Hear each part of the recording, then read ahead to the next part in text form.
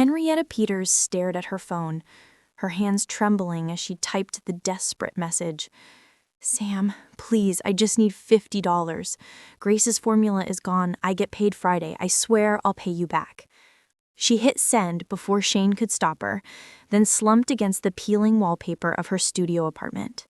The baby monitor crackled with her 6-month-old daughter's hungry whimpers. Henrietta had exactly $2.14 in her checking account, no formula, and had already watered down the last bottle more than any mother should ever have to. The text was humiliating, but her pride meant nothing compared to her daughter's hunger. 3 miles away, in a penthouse overlooking the Hudson River, Florentino Martinez's phone buzzed. The 43-year-old man glanced at the notification, expecting a coded update about the weapons shipment arriving at Pier 9. Instead, he found himself staring at a message clearly not meant for him. Florentino's dark eyes narrowed. This private number was known to exactly 11 people, his most trusted circle. A wrong number was impossible. Yet something about the raw desperation in those words made him pause. He typed, "You shouldn't beg, sweetheart. Tell me what you need." Henrietta's phone pinged. She blinked at the screen, confusion giving way to horror as she checked the contact. She'd mistyped the last digit of her brother's new number. "I'm so sorry, please ignore that. Wrong number." She tossed her phone aside, mortification burning through her exhaustion. In his office, Florentino stared at her apology. Any other night he would have blocked the number. He had an empire to run, enemies to eliminate.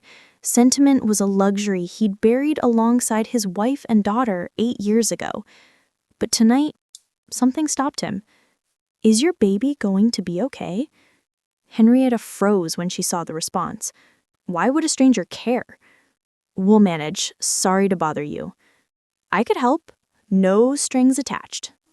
In her 26 years, Henrietta had learned one truth. There were always strings. "Thanks, but I don't take money from strangers." "Smart policy," Florentino replied, surprising himself. "I'm Florentino. Now I'm not a stranger. What formula does your baby need?" Henrietta stared at the message, torn between suspicion and desperate hope. Why would you help someone you don't know? Florentino looked out over the skyline, the kingdom he controlled through fear and blood. "Let's just say I've been fortunate, and I remember when I wasn't." It wasn't the whole truth, but it wasn't a lie either. Henrietta's exhaustion was winning. "I don't feel right about this. What's your Venmo?" She hesitated, then sent her username. What did she have to lose? Seconds later, her phone buzzed. Henrietta gasped. This Florentino hadn't sent $50. He'd sent $5,000. "This is too much. I can't accept this." "No mistake," Florentina replied. "Consider it taken care of." Tears sprang to Henrietta's eyes, the first she'd shed in months. She tried to refund the money, but the transaction showed as final. Her phone buzzed. "Don't try to return it. Buy the formula. Pay your rent. Breathe." A chill ran down her spine. How did he know? "What do you want from me?" 3 miles away, Florentino considered the question. What did he want? He'd built an empire on taking exactly what he wanted without hesitation. But this woman expected nothing. That made her different from everyone in his world. "Nothing. Go take care of your daughter." That night, Henrietta bought formula, diapers, and real groceries for the first time in months. The next morning, someone knocked on her door. A man in a black suit stood in the hallway, holding a manila envelope. "Delivery for Miss Peters, from Mr. Martinez." Henrietta's blood turned to ice. "Who?" "Mr. Martinez would like to meet with you. The address is inside. A car will be waiting downstairs at noon." He set the envelope down and left. Inside was a handwritten note. "Miss Peters, I'd like to meet you to discuss an opportunity. The meeting will be in a public location. If you are uncomfortable, ignore this. But if you're curious, the car will wait until 12:30. FM. Every instinct screamed danger. But another voice whispered, what if? At noon, Henrietta stepped outside to find a black Lincoln Town car waiting. The driver was older, with kind eyes. Miss Peters, I'm Thomas. We're heading to the cafe on Amsterdam and 73rd. Public place, plenty of people. 20 minutes later, she walked into an upscale cafe that smelled like expensive coffee. She saw him immediately. He sat at a corner table, dressed in a charcoal suit that cost more than 6 months of her rent. Late 40s, with silver threading through dark hair and sharp features. Dark eyes tracked her with predatory precision. This was someone dangerous. He stood as she approached. Miss Peters, thank you for coming. His voice was smooth, controlled. Please, sit. Henrietta sat, tense, ready to run. Grace fussed against her chest. How old? He asked, nodding toward the baby. 6 months. Her voice was steadier than she felt. I need to understand why you did this. People don't just... You're right to be suspicious, Florentino said. But I'm not most people. I'd like to offer you a job. A job? I own several properties that require maintenance. The pay would be substantial, enough to cover rent, childcare, and more. Flexible hours around your daughter's needs. Too good to be true, which meant it was. What's the catch? No catch. I need reliable people, and you need stable income. His dark eyes held hers. I've spent my life reading people, Miss Peters. You're honest. Desperate, yes, but not dishonest. That's rare. Henrietta wanted to run, but she couldn't, because he was right. She was desperate. These properties, where are they? Various locations, but your primary assignment would be at my personal estate, 40 minutes north of here. Your estate, her stomach tightened. You want me to work in your home? He slid a piece of paper across the table. Henrietta looked at the number and felt dizzy. That's per week? Per week. 4 times what she'd been making at both jobs combined. I need to think about it. Of course, Florentino stood. Take the weekend. If you're interested, call the number on the card. He turned to leave, then paused. You asked why I did this. The truth is, I don't entirely know, but maybe some mistakes aren't mistakes at all.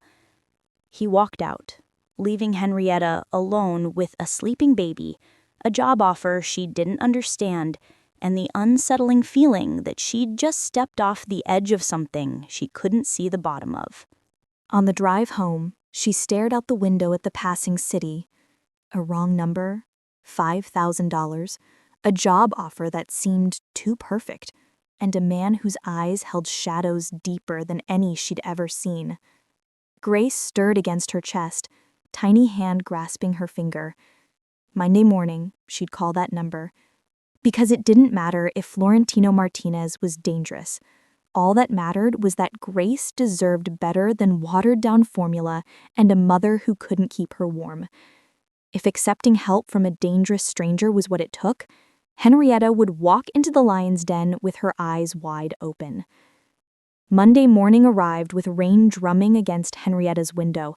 She'd barely slept, the business cards sitting on her nightstand like a loaded gun. At 8:47 a.m., she made the call. Miss Peters? Florentino's voice was unmistakable. I'm pleased you called. I'd like to accept your offer, Henrietta said, surprised by the steadiness in her voice. But I need to know more about what I'm walking into. Of course. Thomas will collect you at 10. Bring your daughter. I want you to see where you'll be working. The line went dead before she could respond. The drive north took them out of the city, through suburbs that gradually gave way to estates hidden behind stone walls and ancient trees. Grace slept peacefully in her car seat, while Henrietta's anxiety climbed with every mile. Mr. Martinez is a good employer, Thomas said suddenly, catching her eye in the rearview mirror. Fair, pays well, asks for discretion. Discretion about what? Thomas's expression didn't change. His privacy. He values it highly. The car turned onto a private road lined with maples. Then Henrietta saw them. Iron gates, 12 feet high, flanked by stone pillars. A guard emerged from a small gatehouse, recognized Thomas, and the gates swung open with mechanical precision. Her breath caught.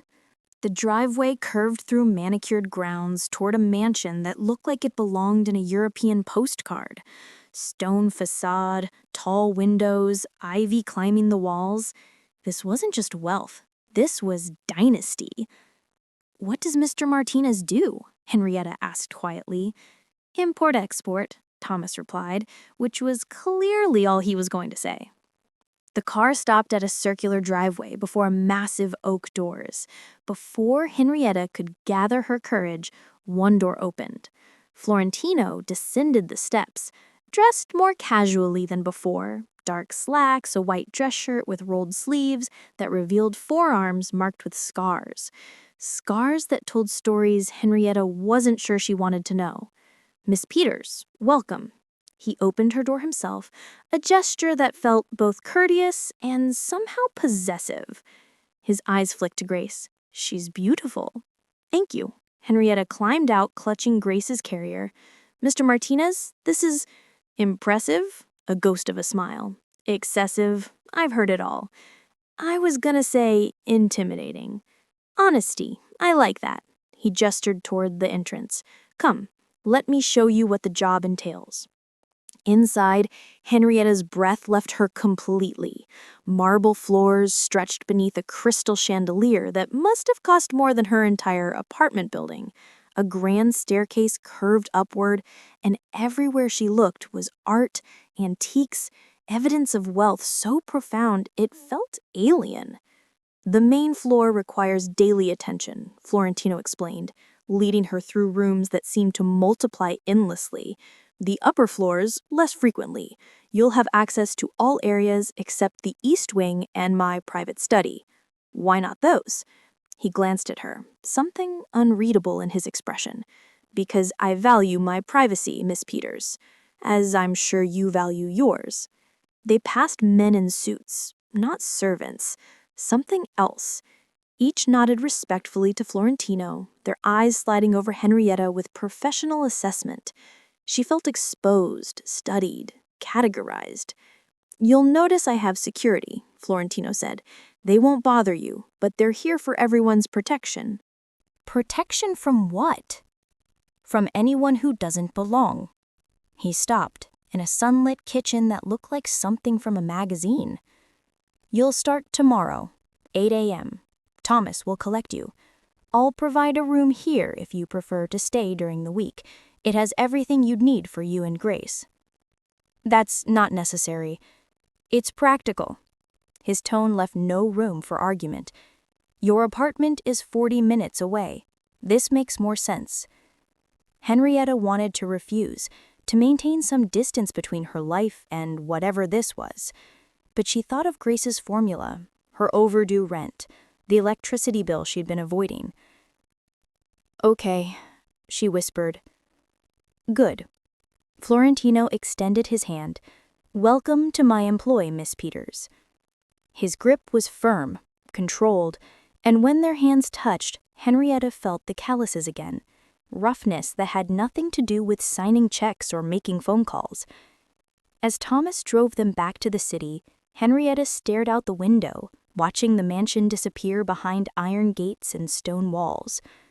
She'd accepted a job from a man whose home required armed security, whose eyes carried shadows deep enough to drown in, whose very presence radiated danger wrapped in expensive suits and old-world manners. Grace cooed softly beside her, oblivious. "What did I just do?" she whispered to no one. But deep down, she already knew. She'd walk straight into the lion's den, and tomorrow she'd lock the door behind her. Henrietta's first week at the Martinez estate passed in a fog of marble floors and whispered conversations that stopped when she entered rooms. The mansion was beautiful and cold, like a mausoleum dressed in silk and gold. She cleaned obsessively, grateful for tasks that kept her hands busy and her mind from dwelling on the men who carried guns under tailored jackets, the doors that remained locked no matter how many keys Thomas gave her, the phone calls Florentino took in rapid Italian behind closed doors. Grace stayed in the nursery Florentino had prepared, a room that appeared overnight, fully stocked with everything a baby could need. Henrietta had cried when she saw it, though she wasn't sure if the tears were gratitude or dread. Florentino himself was a ghost. She'd see him at dawn, standing at the windows overlooking the grounds with coffee in hand, silent as a statue. He ate alone in the dining room, never acknowledging the elaborate meals prepared by a chef Henrietta never saw. He never smiled, never raised his voice, but when he entered a room, everyone straightened, deferred, obeyed. He watched her, though. She felt his eyes tracking her movements when she polished the banister, when she changed Grace's diaper in the hallway, when she hummed old lullabies while folding linens. The attention should have frightened her. Instead, it felt like curiosity, as if she were some exotic creature he was trying to understand. On Thursday, she made her first real mistake. She was dusting Florentino's study, the one room he'd granted her access to that morning with a curt nod, when her elbow caught the water glass on his desk. It tipped, spilling across papers covered in numbers and names she didn't recognize. Henrietta froze, her heart hammering. She'd seen men flinch when Florentino's voice turned cold. She'd watched a delivery man practically run from the house after tracking mud on the foyer floor. "I'm so sorry," she stammered, grabbing the cloth from her apron. "I didn't mean—" "Stop." Florentino's voice was soft, almost gentle. He stood from his leather chair and took the cloth from her shaking hands. "It's water, Miss Peters, not blood." The word blood hung between them, as if it belonged in his vocabulary more than water ever could. He dabbed at the papers, unconcerned. Then he looked at her, really looked at her, and something flickered in those dark eyes. "You're the first person in this house who's not afraid to make noise," he said quietly. "Everyone else moves like they're walking on glass, but you hum. You talk to your baby. You exist loudly." Henrietta didn't know what to say to that. "I like it," he added, then returned to his desk as if the moment had never happened. That evening, she heard the argument. She'd been putting Grace down in the nursery when raised voices echoed from the hallway below. Florentino's study door was open, and two men stood inside. Florentino and another man she'd seen before, sharp-featured with cold eyes. Carlo, she'd heard others call him. "You're getting soft, boss." Carlo's voice was harsh. "People are noticing. First the money to some random woman, now you're playing house with a maid and her brat." "Careful, Carlo." Florentino's voice was ice. "I'm just saying what everyone's thinking. This isn't you. You're distracted. And in our business, distraction gets you killed." Henrietta pressed herself against the wall, heart pounding. "Let them think what they want," Florentino replied, dangerously calm. "Let them notice. Let them talk. And when they decide you're weak, when they come for what's yours, then I'll remind them why they feared me in the first place." Silence. Then footsteps. Henrietta fled back to the nursery before they could find her eavesdropping. That night, she called her friend Maya from her locked bedroom, whispering into the phone while Grace slept. "I think I'm working for someone dangerous." "Then quit," Maya said simply. Henrietta looked around the room, the silk sheets, the heating that actually worked, Grace sleeping peacefully in a crib that cost more than their old furniture combined. "I can't." The next morning, her phone pinged with a bank notification.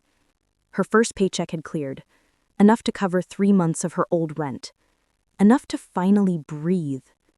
Henrietta stared at the number, then at Grace, then at the mansion visible through her window. Survival won. It always did.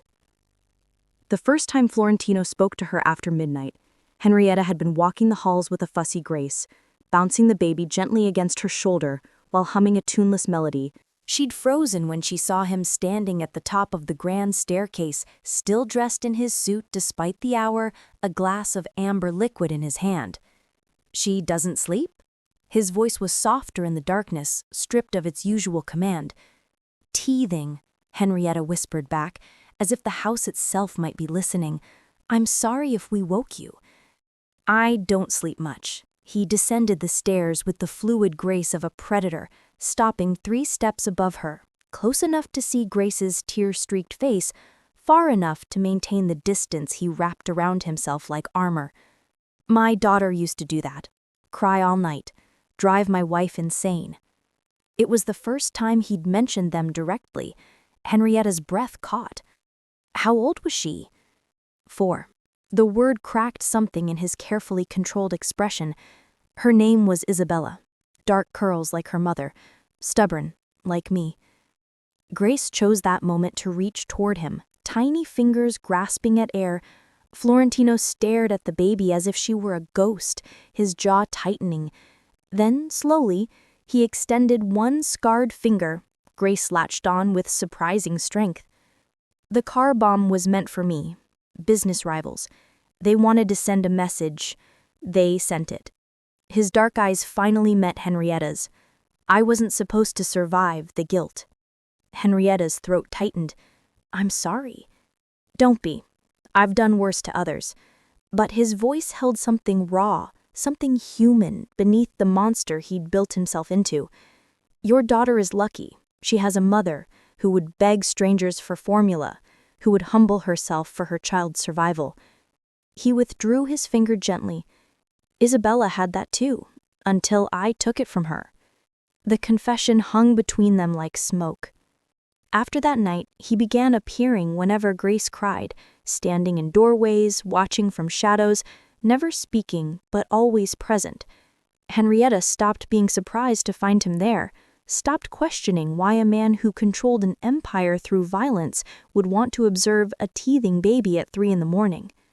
Then came the bracelet. Henrietta found the small velvet box on Grace's changing table one Tuesday morning, no note attached. Inside, nestled in white silk, was a gold bracelet, delicate, feminine, with a single diamond charm shaped like a star. Her hands trembled as she lifted it. This wasn't costume jewelry. This was an heirloom, something precious and irreplaceable. She found Florentino in his study, staring at architectural plans spread across his desk. "I can't accept this." She held out the box. He didn't look up. "It was Isabella's. My wife gave it to her on her first birthday." Now his eyes rose, pinning her in place. "It should belong to a child who's loved. Grace is loved. Mr. Martinez, she deserves the world, Miss Peters." His voice hardened with conviction. "Not your struggle, not your sacrifice, the world." The black sedan appeared on Tuesday, idling across from the bodega where Henrietta bought Grace's diapers. She noticed because it didn't belong. Too expensive for the neighborhood, windows too dark, engine running despite the parking spot.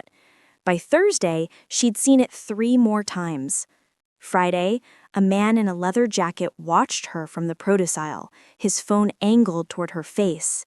When she turned to confront him, he was gone, but the cold sweat down her spine remained. Saturday morning, she stormed into Florentino's study without knocking. Grace clutched against her chest like a shield. "You said I'd be safe." Her voice cracked with fury and fear. "You promised no strings, no danger, just a job. But someone's following me. Someone's watching my daughter." Florentino rose from his desk slowly, his expression unreadable. Behind him, Carlos stood in the corner, arms crossed, wearing something that looked disturbingly like satisfaction. "Sit down, Miss Peters." "Don't you dare sit."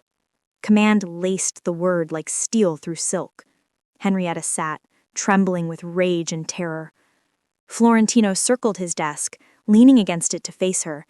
"You're being followed because my enemies believe you're more than my employee. They think you're my mistress, my weakness." He said it matter-of-factly, as if discussing the weather. "In my world, weaknesses are exploited.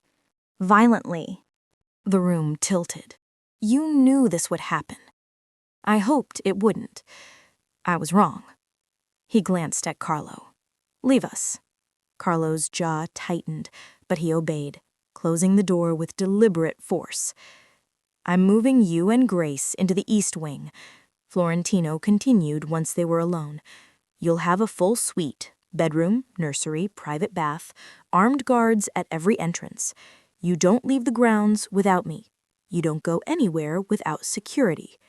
I'm a prisoner. You're protected." His dark eyes bore into hers. "There's a difference. Not from where I'm sitting. Then perhaps you'd prefer I send you back to your studio apartment, with its broken locks and fire escape access." His voice turned cold. "Where men who know your schedule, your routines, your daughter's daycare hours can find you without my guards in the way?" Henrietta's blood turned to ice. "That's what I thought." Florentino straightened. "Pack what you need. Thomas will collect the rest later." The East Wing suite was beautiful and suffocating.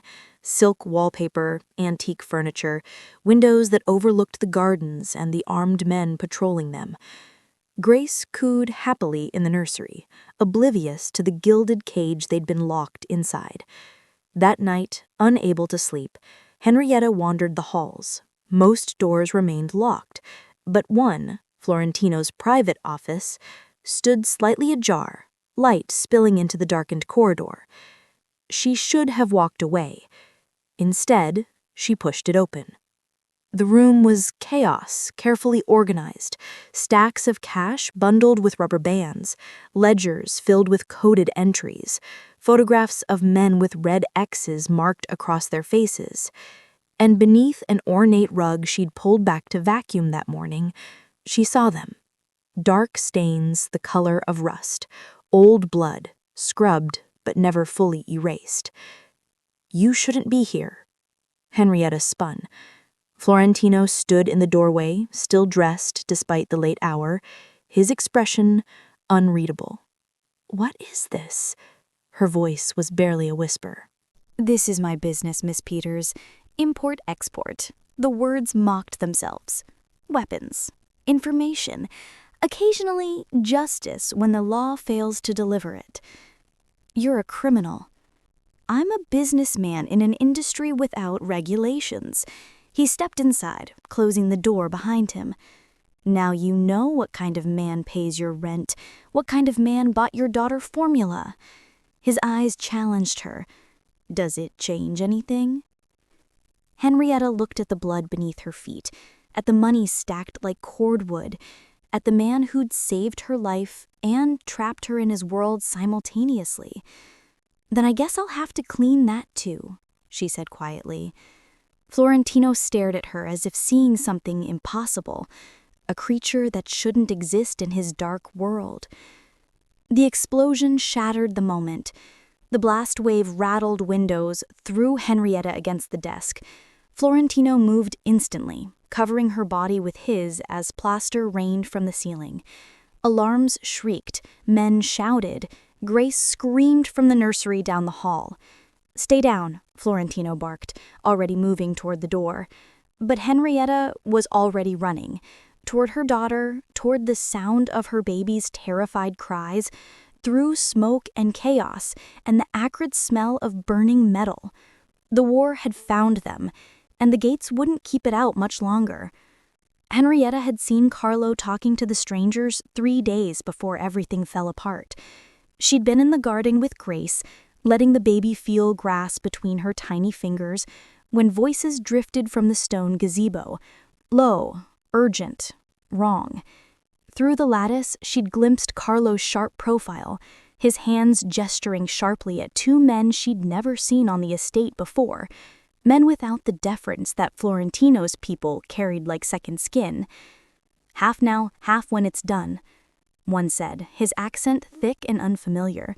You deliver Martinez, we deliver your territory. And the girl, Carlo's voice.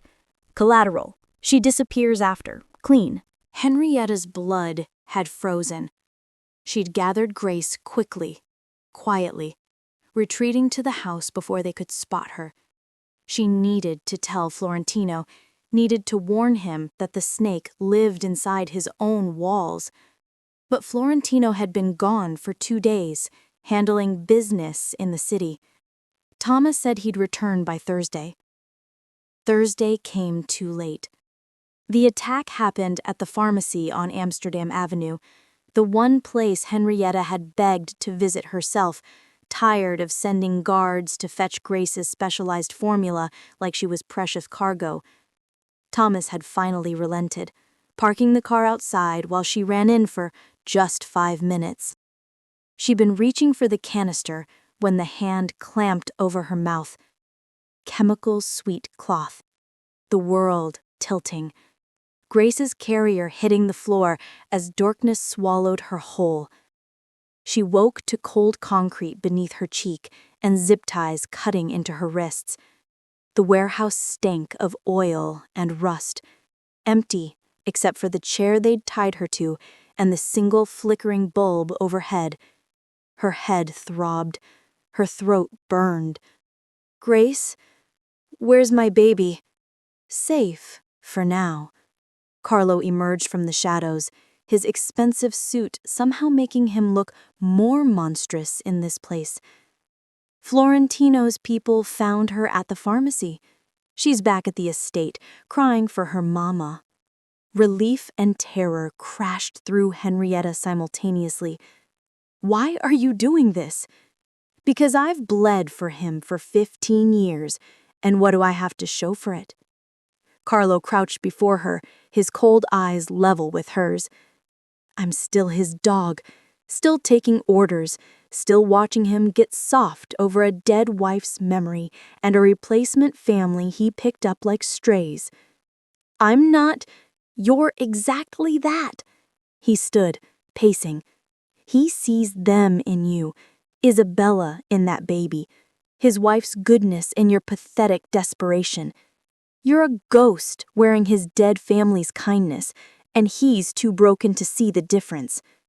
Henrietta's voice shook but held. You're wrong. Am I? Laughed, bitter and sharp. He'll come for you, sure, because his guilt won't let him lose another woman, another child. But it's not about you, sweetheart. It's about his ghosts. Then you've never seen the way he looks at me. The words surprised them both. Carlo's expression twisted. What did you say? He doesn't look at me like I'm her. Henrietta met his stare, chin raised, despite the zip ties, despite everything. He looks at me like I'm the first real thing he's seen in 8 years, like I'm alive when everything else in his world is dead. Touching. Carlo's phone buzzed. He glanced at it, smiled. Time to make your boyfriend a widower, twice over. He pulled out another phone, one Henrietta recognized as Grace's baby monitor. He pressed play. Grace's cries filled the warehouse, desperate and terrified, a recording that sounded real enough to shatter any father's heart. This goes to Florentino in 10 seconds, Carlos said, along with your location. He'll know it's a trap. He'll come anyway. And when he does, 20 men with automatic weapons will turn him into the same thing he turned his enemies into. He leaned close, blood under expensive rugs. He hit send. 40 miles away, in his locked study, Florentino's phone rang. He answered without checking the number, a mistake he never made. Yes? Grace's cries poured through the speaker, each sob a knife between his ribs. Then a voice. Pier 9, Warehouse 12. 1 hour. Come alone or we mail her back to you in pieces. The line died. Florentino stood motionless, the phone still pressed to his ear, his other hand white-knuckled around his desk's edge. Every instinct he'd honed over decades of survival screamed, trap. 20 years of staying alive by being smarter, faster, more ruthless than everyone else roared that walking into this was suicide. But Grace's cries echoed in his skull, and behind them, he heard Henrietta's voice. She deserves the world. Florentino opened his desk drawer, removed 3 guns, checked each magazine with mechanical precision. He knew it was a setup. He went anyway. Florentino arrived at Pier 9 as the sun died behind the Hudson, painting the warehouse district in shades of blood and shadow. He parked the Lincoln 2 blocks away, Thomas unconscious in the passenger seat, drugged to keep him from following. This wasn't a fight where loyalty mattered. This was a slaughter where company only multiplied the body count. Warehouse 12 loomed ahead, its corrugated metal sides streaked with rust, windows dark except for one, 3rd floor, northeast corner, light flickering. Deliberate. Come find us. Florentino checked his weapons one final time. 2 Berettas, custom grips, extended magazines. A knife strapped to his ankle, and in his jacket pocket, the small velvet box containing his wife's wedding ring, the one thing he'd carried for 8 years, the one thing he'd never been able to let go. If he died tonight, he'd die complete. He walked through the front entrance like a man entering church. The first 3 gunmen never saw him coming. Florentino moved through shadows with the fluid precision of a predator who'd learned to hunt in darker places than this. Suppressed shots whispered, bodies dropped. He climbed the stairs in silence, leaving corpses in his wake like breadcrumbs. The 3rd floor opened into a vast space, empty except for the single chair beneath the flickering bulb, Henrietta, bound and bleeding from a cut above her eye, and Carlo standing behind her with a gun pressed to her temple. 20 men materialized from the darkness, rifles trained on Florentino from every angle. There he is. Carlo's voice echoed, the great Florentino Martinez, brought to his knees by a maid and her bastard. Florentino stopped 10 feet away, guns lowered but not holstered. His eyes found Henrietta's. She was terrified but alive, her gaze steady, defiant, furious that he'd come. Let her go, Carlo. This is between us. Everything's between us now. Carlo pressed the gun harder against Henrietta's head. She flinched. You made it that way when you chose her over your own family, when you got soft, when you forgot what we built together. I forgot nothing. Florentino's voice was ice over fury. I remember every body we buried, every deal we made, every oath you swore. His eyes never left Carlo's, including the one where you promised to put a bullet in your own head before you betrayed me. Plans change, so do consequences. Florentino moved. The warehouse exploded into chaos, gunfire erupting from 20 directions simultaneously, muzzle flashes strobing like lightning. But Florentino was already diving, rolling, his Beretta spitting death with surgical precision. He'd fought outnumbered before. He'd survived worse odds in darker places. This was just another Tuesday in a life built on violence. Men fell screaming, return fire chewed through metal and concrete. Florentino moved like smoke through the carnage, every shot counting, every movement calculated. He'd been doing this since Carlo was still wetting his bed with nightmares. But Carlo had been learning. The shot came from behind, one of Carlo's men, positioned in the rafters. The bullet punched through Florentino's shoulder, spinning him sideways. He dropped one pistol, kept firing with the other, put 3 rounds through the sniper's chest. "Florentino!" Henrietta screamed cut through the gunfire. Carlo was dragging her backward, toward the emergency exit, using her body as a shield. "Come and get her, boss. Let's see how much she's really worth." Florentino ran. He crashed into them at full speed, knocking Carlo sideways, his wounded shoulder screaming. Carlo's gun fired wild, the bullet meant for Henrietta's head, whistling past into darkness. The 2 men went down in a tangle of limbs and rage, and 15 years of brotherhood turned to poison. No guns now, just fists and fury, and the knife Florentino pulled from his ankle. They fought like animals. Carlo, desperate. Florentino, relentless, despite the blood pouring from his shoulder. Punches landed. Bones cracked. Carlo got his hands around Florentino's throat, squeezing, his face twisted with hatred. "You should have chosen us," Carlo hissed. "Your real family." Florentino's vision darkened.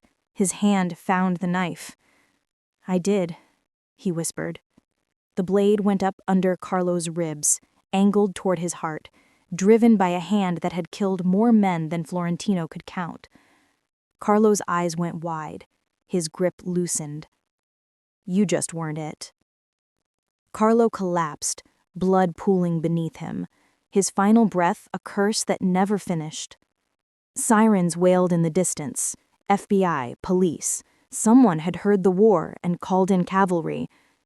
Florentino stumbled to Henrietta, his good hand fumbling with the zip ties until they snapped. She caught him as he fell, both of them crashing to the concrete, his blood soaking through her clothes. "You should have let me go," she whispered through tears, cradling his head in her lap. "You should have just let me go." Florentino smiled weakly, his hand finding hers. "I already lost one family."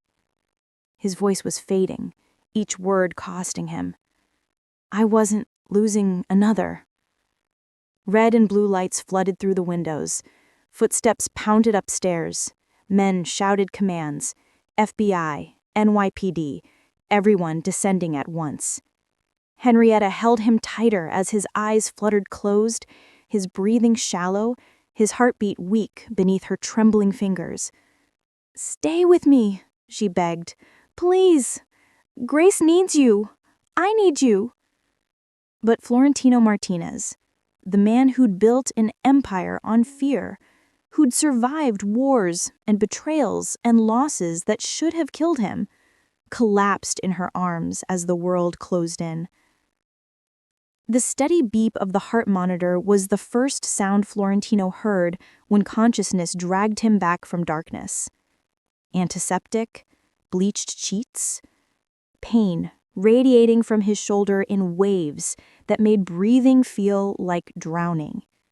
And beside his bed, slumped in an uncomfortable chair with Grace sleeping against her chest, was Henrietta.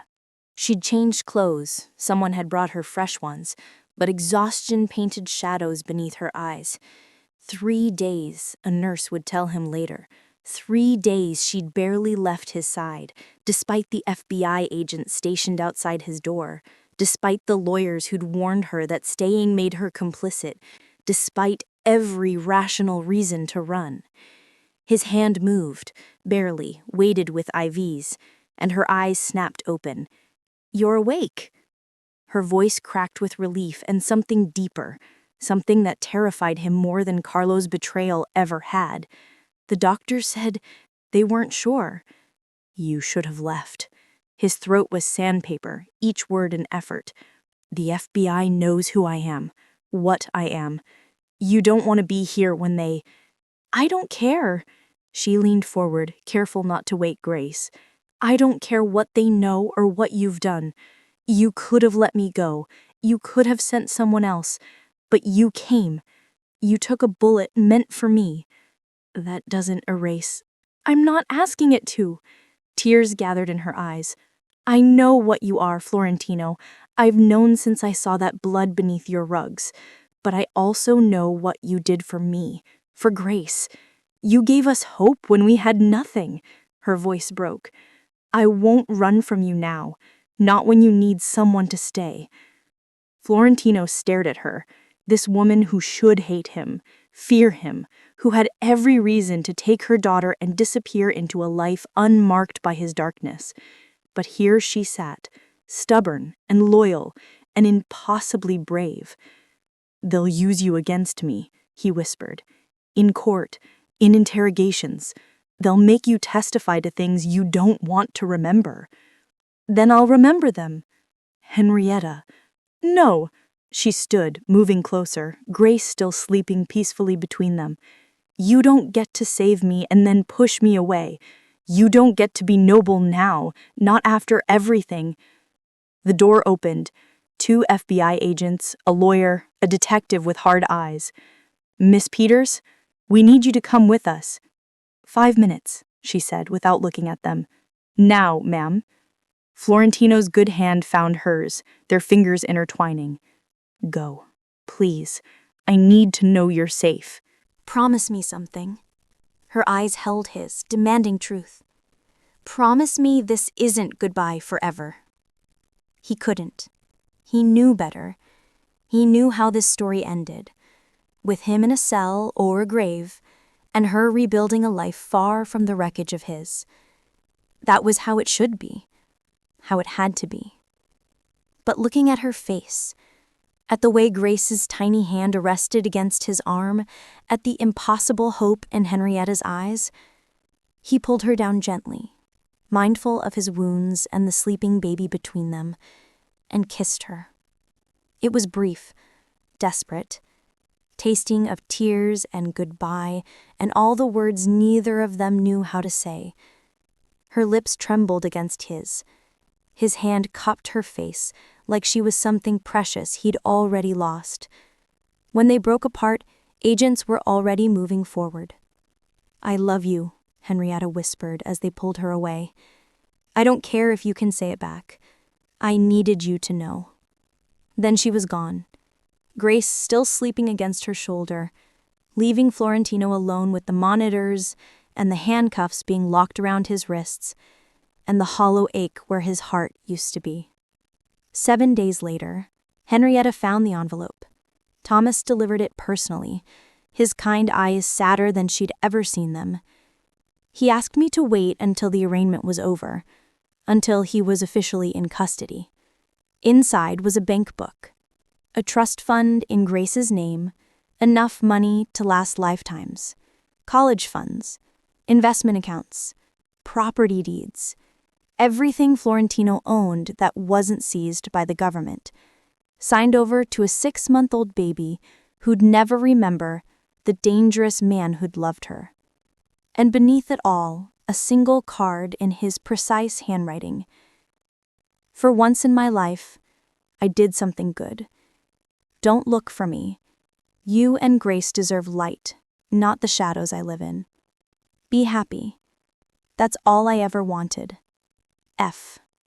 Henrietta collapsed on her apartment floor, the one she'd returned to because she couldn't stay in that mansion anymore, couldn't breathe in rooms that still smelled like him.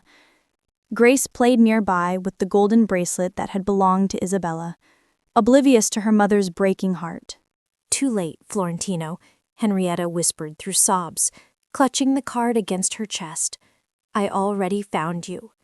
And somewhere in a federal holding facility, handcuffed to a table in an interrogation room, Florentino Martinez closed his eyes and pretended he couldn't feel her absence like a second bullet wound.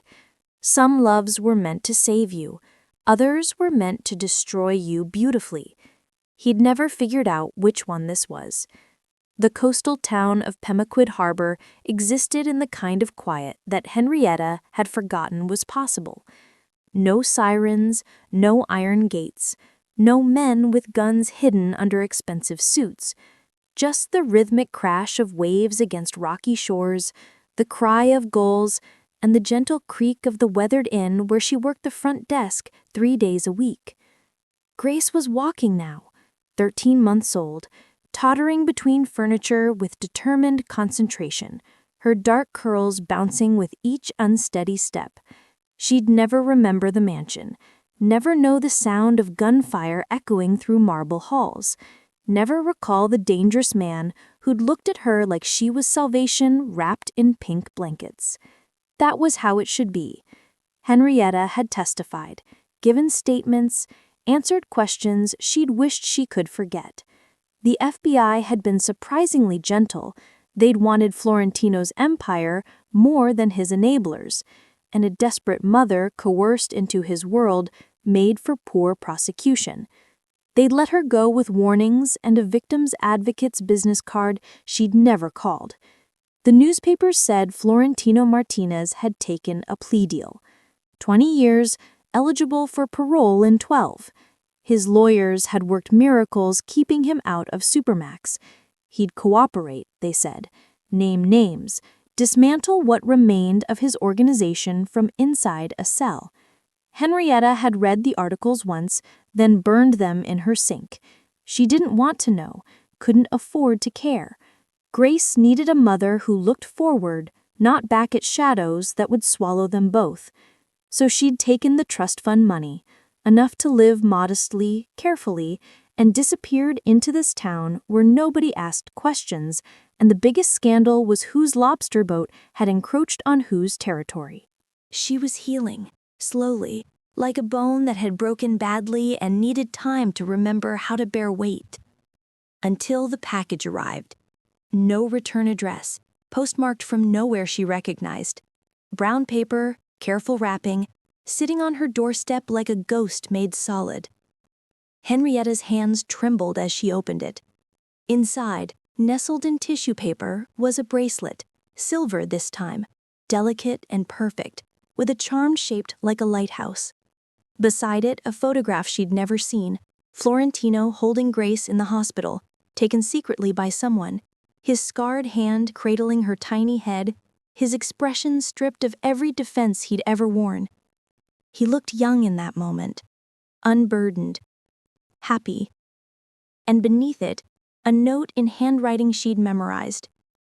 She's beautiful. Keep her safe. The trust renews quarterly. I've ensured it's untouchable, even from inside. Grace will never want for anything. Neither will you. I see the ocean reports from Pemaquid Harbor. I'm glad you found peace. You deserve every sunrise that place can give you. Some men don't get second chances, but maybe their shadows can protect the light they couldn't become. Watch over her. I'll watch over you both. FM. Henrietta pressed the note against her chest, tears streaming freely now. Grace toddled over, reaching for the shiny bracelet, babbling her almost words. Not yet, baby girl. Henrietta lifted her daughter into her lap, holding her close, breathing in the scent of baby shampoo and innocence. When you're older, when you can understand. She looked out the window at the Atlantic stretching endless and blue, at the lighthouse standing sentinel on the rocks, at the horizon where sky met water in a line that promised tomorrow after tomorrow after tomorrow. He was out there somewhere, not free, never truly free, but alive, watching, protecting from whatever distance his choices had forced between them. Some angels don't wear halos, she whispered to Grace, fastening Isabella's golden bracelet, the one Grace never took off, more securely around her tiny wrist. They wear scars, and sometimes they love you from so far away you can't see them anymore, but they're there, always there. Grace giggled, reaching for the window, for the light streaming through. Henrietta smiled through her tears, holding her daughter close, the note still clutched in her hand. She'd been desperate once, broken, begging strangers for $50 to feed her baby. One mistyped number, one wrong digit, and everything had changed. But maybe it hadn't been wrong at all. Maybe some mistakes were actually fate wearing a disguise. Maybe some wrong numbers dialed exactly the right person at exactly the right moment. Maybe salvation didn't always look like white knights and happy endings. Sometimes it looked like a dangerous man with bullet scars and blood on his hands, choosing to be better for two people he'd never meant to love. Henrietta looked down at the note one final time, memorizing the words before tucking it away with the photograph in a box she'd keep forever. One wrong text didn't ruin my life, she thought, pressing a kiss to Grace's curls. It saved it. Outside, the lighthouse beam began its evening rotation, sweeping across the water, searching the darkness, guiding the lost toward shore. Somewhere, she knew, Florentino was watching the same ocean, under the same sky, counting the same stars. And for now, for today, that was enough. Thank you for watching to the end. If this story touched your heart, please like this post and subscribe for more emotional, captivating stories that will keep you on the edge of your seat. Turn on notifications so you never miss when we drop the next unforgettable tale of love, redemption, and second chances. Comment below. What was your favorite moment between Henrietta and Florentino?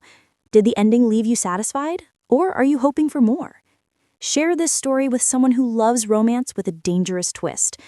From wrong numbers to right love, thank you for being part of this journey.